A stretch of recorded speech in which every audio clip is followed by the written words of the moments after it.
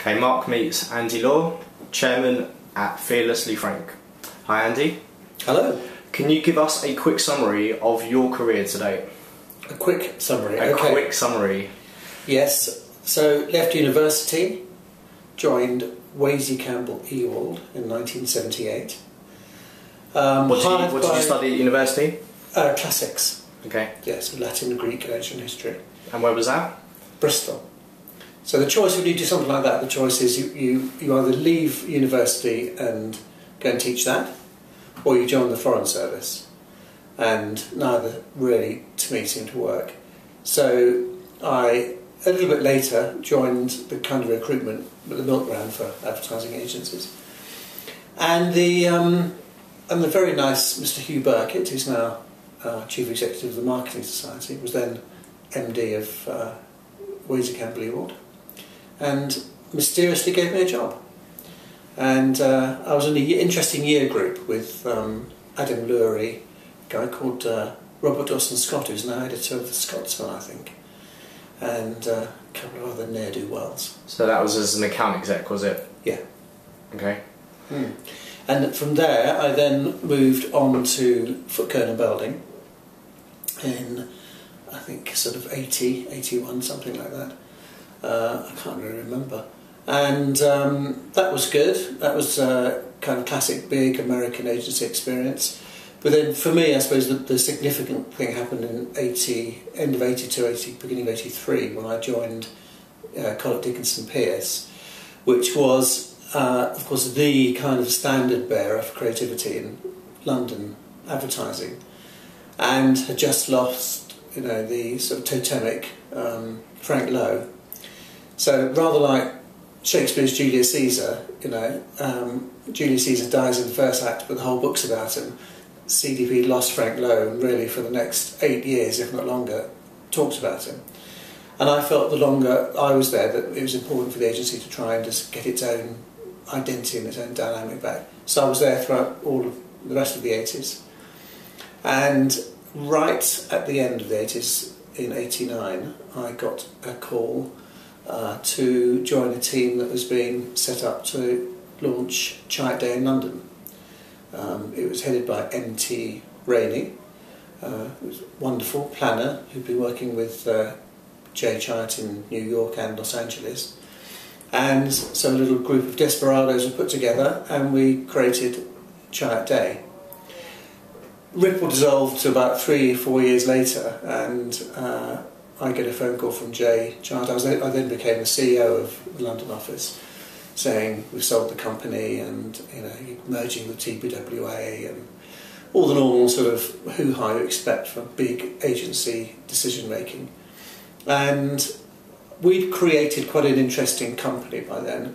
My kind of co-conspirator was David Abraham, who's now at Channel 4.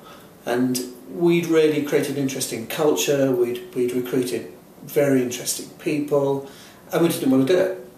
So we bought ourselves out of that deal and created St Luke's, which David and I from day one wanted it to be highly experimental. And really at the core of St Luke's was, is it possible for personal growth and development to be as influential and important as business growth and development? That was really at the core of the mission of St Luke's. So we created a cooperative. We really structured it in a really compromising way for many people. We turned the whole thing inside out. The rooms were given to the clients. We sort of roamed around the place a little bit like being at a school or university, where you go to a room to do the subjects and then you come out again and find someone to sit and do your own work. Became very, very, very, very successful. And rather, I think, in the latter days of the 90s was kind of the totemic agency. I mean, interestingly for me, I get asked many, many times, and you haven't answered that question, I've noticed, but what is, for me, the sort of major legacy of the St Luke's of that period? And it's quite simple now, with the benefit of hindsight. We gave birth to the silly name advertising agency culture that has now grown up in London, where everybody launches something, you know, desperately struggling. The poor old dictionary is, you know, is weakening as it sees another group of people open up to try and find another kooky name. And I think it would be very refreshing if someone launched an agency called, you know, Smith, Jones and Brown, and actually, you know, started something else. You know, enough. Silly name, advertising agency, please. So after that, I then went with Kate Stanners and launched an agency called Boy Meets Girl. That was in 2003. It was a pretty tumultuous time, in all honesty. It was one of those ideas that was great in the crafting, but we had one major client, and that major client then left, and you know, the whole thing began to fall apart, and it just didn't really go anywhere. So it all literally fell apart at the seams, and I found myself really wondering, sort of in 2003, 2004, what I was going to be doing next. And what happened was that I decided to go solo and decided to do all the things I most wanted to do, which was tackle large problems with large global corporates. So, bearing in mind that I was going solo, I called myself very amusingly the law firm, which confused almost everybody who was involved in it, and utilised kind of what I called a nodal network of agencies around the world that I could bounce in and out of, use the resources, use the talent, and then slowly but surely started to crawl around the planet, doing a multitude of interesting projects. And now, Fearlessly Frank? So now, I'd always been non-exec chairman of Fearlessly Frank. They were the highly talented Ben Little and Wayne Guthrie. They were the two people at Boy Meets Girl who had left, taken a lot of the energy of that company and decided to do their own thing. Good lesson for people who want to get into the business. You know, if you're smart and you've got the right attitude and you've got good partners, go and make something happen, because the market's a boiling pot for people that want to do interesting things. So anyway, Ben and Wayne set up their own business, asked me if I'd be the sort of, you know, totemic old bloke. So if they get into you know, businesses with people who've got more grey hair than I have, I could sort of sit at the end of the table, rather like the kind of Sicilian uncle at the Senate hearing. I just sort of sit there and nod. Anyway, they built up a nice business, and in May of 2003, well, actually the discussion started a little earlier. They said, look, we want to ramp this thing up to another stage. We need to find a new, carve out a new niche for ourselves.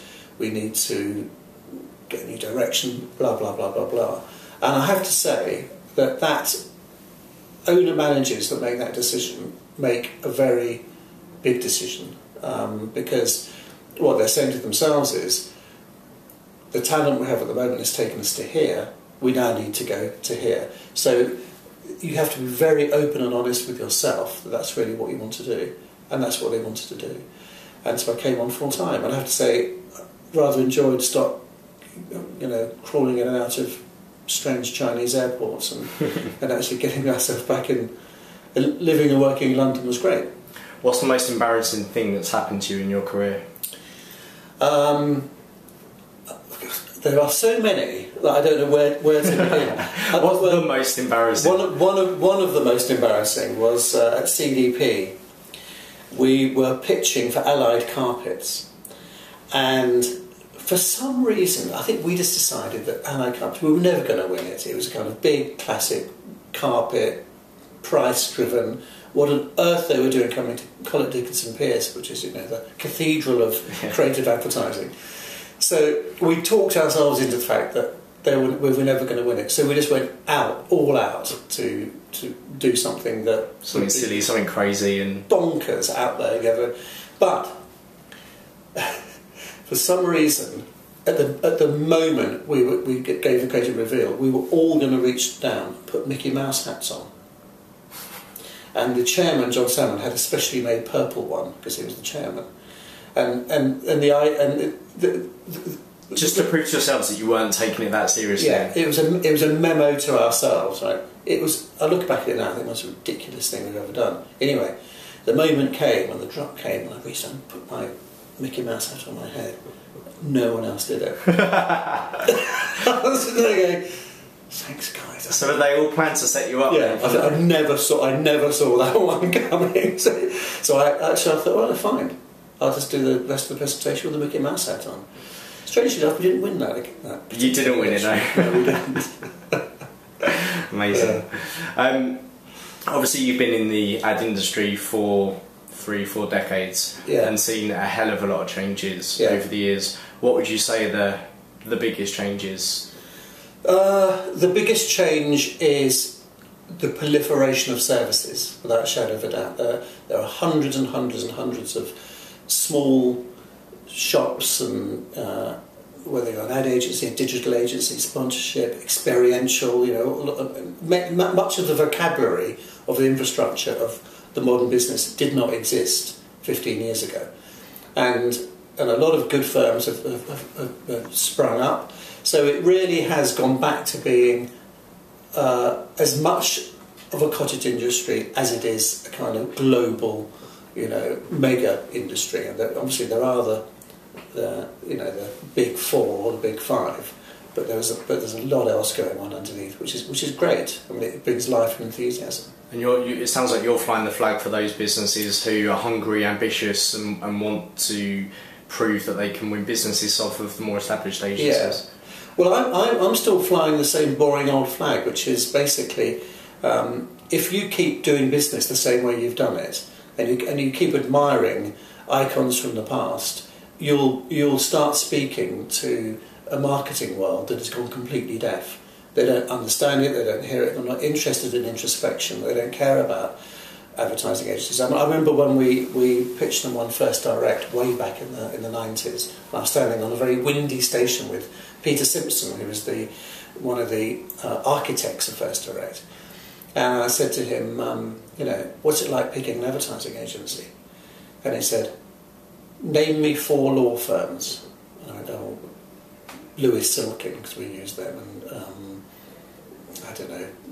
And I was really struggling. He said, that's exactly what it's like if you're a client. He said, we just don't spend any time thinking about it. We spend time thinking about our business and getting the work done. And I think that I've always been a big fan of real innovation in this marketplace. And I kind of, people will say I'm wrong, I always struggle to find it. And I think if we are the creative end of business, we owe it to ourselves to push the boat out. Triad Day, probably best known for the work they did with Apple. Yeah. Did you get to meet Steve Jobs? No, I didn't. I never met Steve Jobs. I mean, I've been classically in the building when he was in the building, but no.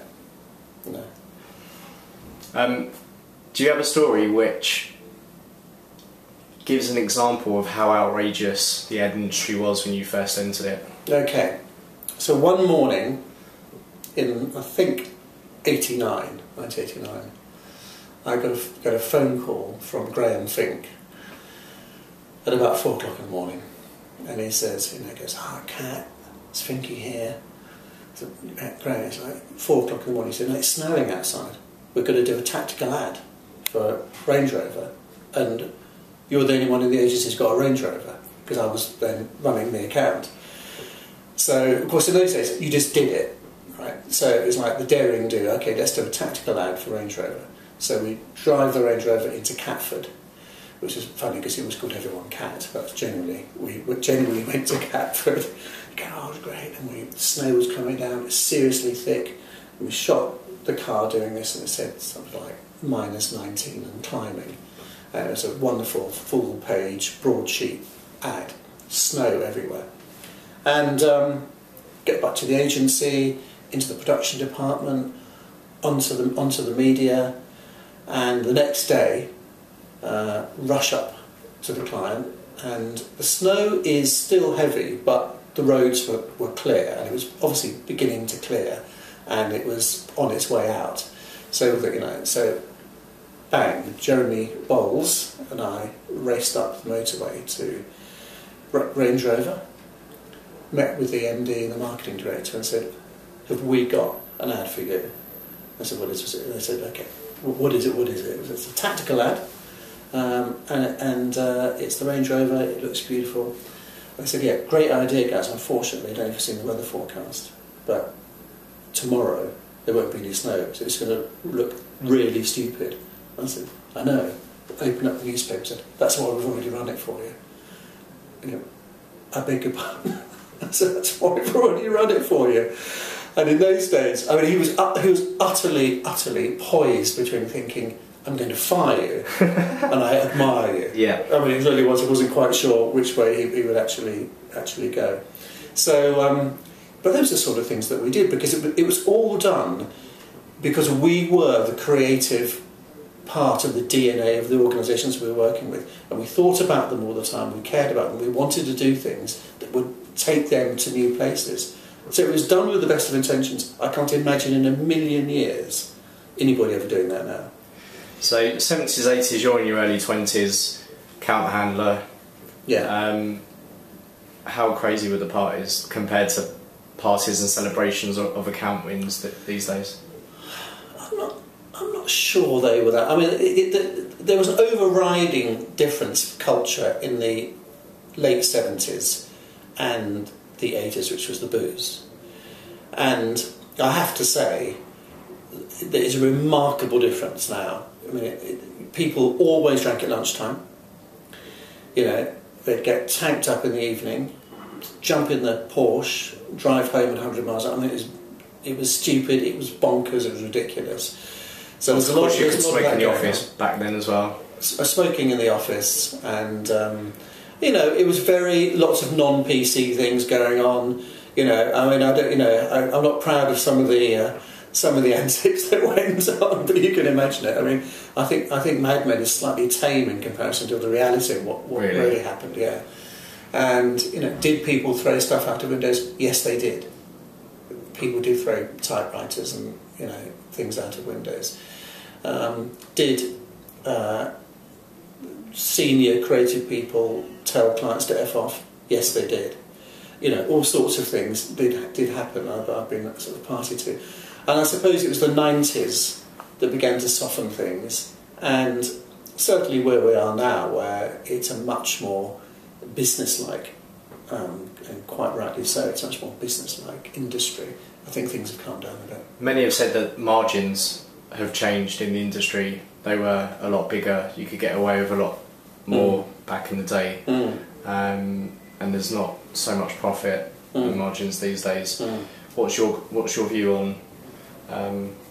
Well, I think that's true. I mean, we were making £1 million commercials in the 80s. It was completely normal. No one would bat an eyelid at that, and the money was definitely there. I mean, what we've done with Firstly Frank is actually taken ourselves out of the advertising industry. We're an innovation consultancy. We work in a completely different way with a completely different set of clients. We don't feed into the marketing department. We tend to feed into the chief executive or the chairman of an organisation, and I think so. The way we're financially structured is very different from the ad groups, but certainly from what I hear, the margins are incredibly tight, and of course you've got professional skinflints on who are there to grind every single cent out. I mean, in business you either add value or cost, and everyone realises that, and your ad agency will always be a cost because advertising comes straight off the bottom line, so you are duty bound to get that down low. What's your favourite ad campaign of all time? God, that's a difficult one. Is there one that stands out for you over the years? I would say the early work we did for IKEA, which is the chuck out the chintz, and some of our early work. I'm going to be selfish. I think we at St Luke's and at Chart Day and at CDP were producing some really, really good stuff. There's some good stuff out there at the moment that I quite like. I like the latest Samsung Polar Bear. I think it's great. I think there's lots of things, but yeah, for me, I guess probably the IKEA work was fantastic. If there was any agency that you could have worked for internationally, and obviously you didn't get the opportunity to, who would it have been? Who did you look up to? I think, like so many people, I've always looked up to BBH. I think they've grown that company really well, really professionally, and they've got long-standing people there, which is a real sign of stability. Yeah. So yeah, BBH. It's kind of, beyond that, it's quite hard to think actually. What do you do outside of work? What are your interests? What do? I'm very nerdy. I do actually enjoy reading Latin and Greek, and that's what I do. I enjoy it. I live in Highgate. There's lots going on there. I tend to, usual things, cinema, or London-bound stuff. And then if I can, I'll go and lie on a flat rock on a desert island somewhere and bait myself senseless and then come home again. What advice would you give to people who are looking to get into the ad industry today? Right. First thing is, be yourself and don't try and sort of emulate what you think are the character traits of success, because there aren't any. And secondly, the answer is yes. What's the question? So you may have come out of Trinity College, Oxford, with first-class degree in PPE, but it's highly likely you might be asked to do something that you regard as unbelievably menial. There's a real kind of message being sent if you think things are beneath you, because when things really get going, everybody's expected to do everything, and so that kind of roll your sleeves up, get in, be yourself, be fun, and just get the work done. I think I read on your LinkedIn page that you've been on the same stage as Buzz Aldrin and yes, I have. President Clinton. Before we move on to a quick fire round, quickly tell us how that came about. Well, I wrote a book called Open Minds, which was, in America, it was a creative company, which became an incredibly successful book, more in other countries than here actually. It was a very big book in the States. And the purpose of what Open Minds was about was how business could change to allow creative thinking to enter the corridors of power. So the restructuring of business. What could business actually stand for? Because if you think about it, business is the world's employer. So you're either in it or you're one stage removed from it. And so what can it do to enrich lives, be cleverer, be smarter, be more... all sorts of things, sell more product. That really took off. And then in 2000, at the beginning of 2003, I wrote a book called Experiment at Work, which is about a very complicated thing that I observed, which was what I call global social interaction. Unfortunately, social networks haven't appeared. Next year, 2004, Facebook came and made a complete sense of what I was struggling to communicate. But between those two books, I was profiled in the Harvard Business magazine. I profiled in a lot of business books, and so I was elevated to the unlikely, stages of power. And found myself talking with Mikhail Gorbachev and Clinton and all those sorts of things, because I had at that stage something interesting to say, and that's the important thing. It's like anything. If you want to get PR, or you want to be somewhere, or you want to be somebody, have something interesting to say. Amazing. Okay, let's move on to a quick fire round. Can line or D&AD pencil? D&AD pencil. Olympic gold medal or an Oscar? Olympic gold medal. The brightest person you've worked with? David Abraham. The most creative person you've worked with? Joe Chiat. The best looking person you've worked with? But male or female? Totally up to you, yeah, you take the question. Best looking person I worked with? Kate Stanley, she's always beautiful. Okay. Creatives or suits? Creatives. Money or happiness? Happiness. Apple or Android? Android. Degree or no degree? Degree. Art directors or copywriters? Copywriters. Facebook or Twitter? Facebook. Ant or deck? Don't care. Retained work or pitch work? Retained work. Web or mobile? Mobile. Independent agencies or networked agencies? Independent agencies. Outsourced production or on-site production? Outsourced. Don Draper or Roger Sterling? I'll be Don, he's this nice guy. And lastly, twist or stick? Twist every opportunity. So I'm now going to go Twitter rather than Facebook. Okay, thank you very much. Okay.